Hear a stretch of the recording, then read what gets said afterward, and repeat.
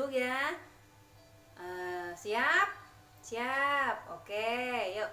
Tepuk semangat. Semangat. Semangat. Oke, tepuk tangan untuk kita semua. Oke, kita lanjutkan ya. Terkait materi ragam dan tingkatan disabilitas tadi kita sudah sebutkan ya Ibu, jenis-jenis disabilitas. Bisa dibuka di buku pintar halaman 6 ya Ibu.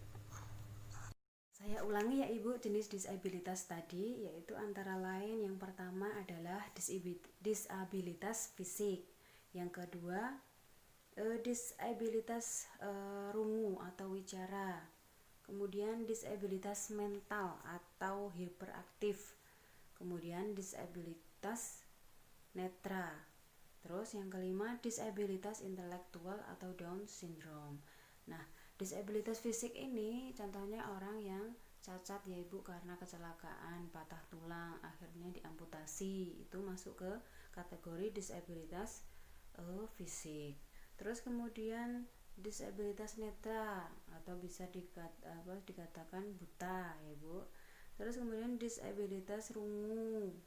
Rungu itu tunarungu ya Bu, tidak bisa mendengarkan, sama tuna wicara, tidak bisa berbicara. Kemudian disabilitas mental hiperaktif. Nah, ini adalah ketika seorang anak yang bertingkah sangat aktif sekali. Nah, dia mentalnya ya Ibu. Terus kemudian yang kelima disabilitas intelektual Down syndrome. Jadi yang ada cirinya biasanya wajahnya Bu, yang bentuknya biasanya sama.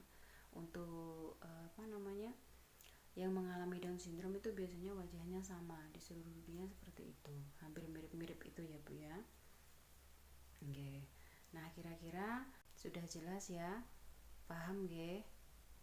Oke, kita lanjutkan ya Ibu.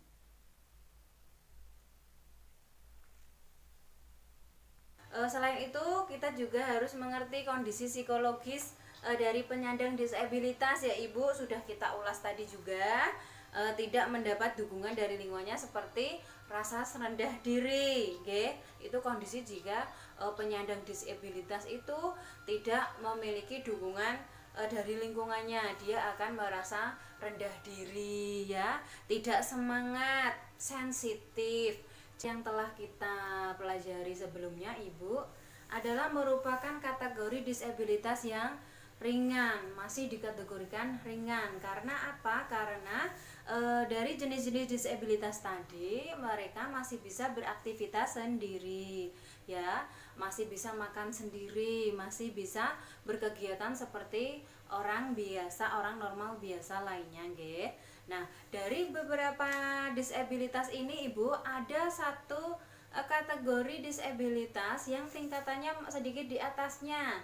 Nah, disabilitas ini tidak bisa dan tidak dapat direhabilitasi.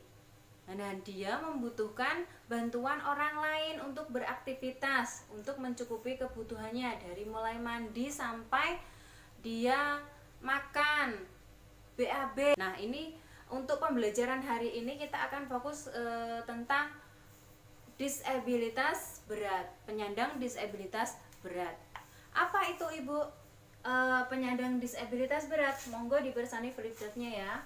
Penyandang disabilitas berat yaitu penyandang yang kedisabilitasannya sudah tidak dapat direhabilitasi kembali.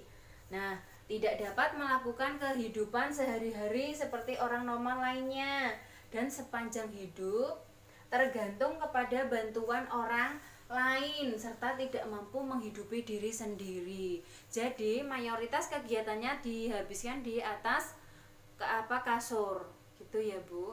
Apa yang harus dilakukan kita sebagai keluarga ataupun masyarakat dalam menghadapi penyandang disabilitas berat?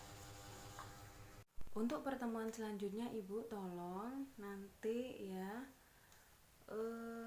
tolong dijawab apa yang akan panjenengan lakukan jika mengetahui adanya penyandang disabilitas berat yang tinggal di dekat rumah panjenengan. Ya, begitu ya.